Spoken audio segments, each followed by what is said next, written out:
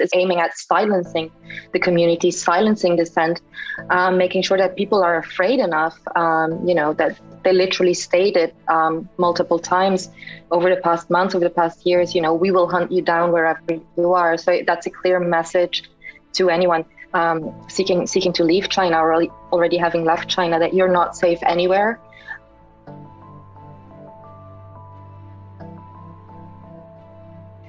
Our latest investigation, 110 Overseas, China's Transnational Policing Gone Wild, documents one specific campaign operated by a couple of counties within China using illegal methods to target, approach, and persuade individuals abroad to return to China against their will.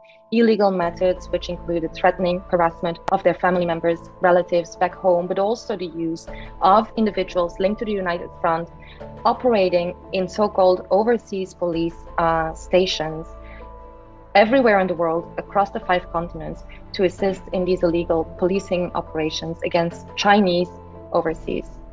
The particular campaign to counter telecom fraud, or at least that is what they call it, has brought back 230,000 individuals between April 2021 and July of this year, according to official numbers released by the Ministry of Public Security in China.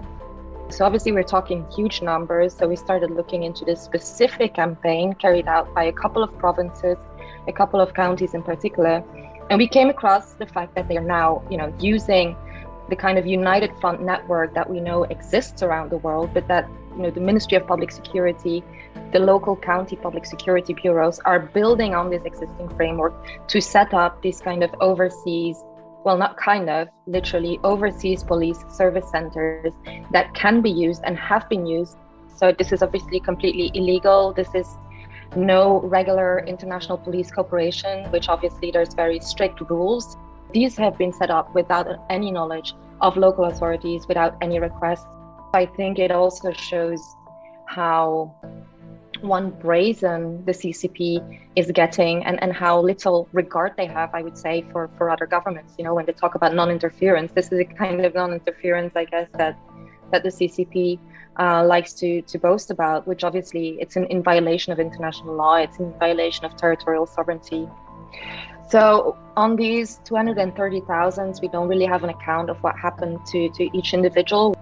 So the persuasion tactics used when they use family members, relatives, loved ones, but even in some cases, community, maybe community elders, people that are responsible for a certain part of the community, they can either, keep their kids from going to public schools, from attending certain schools. They can cut off benefits, which may be social benefits, health benefits.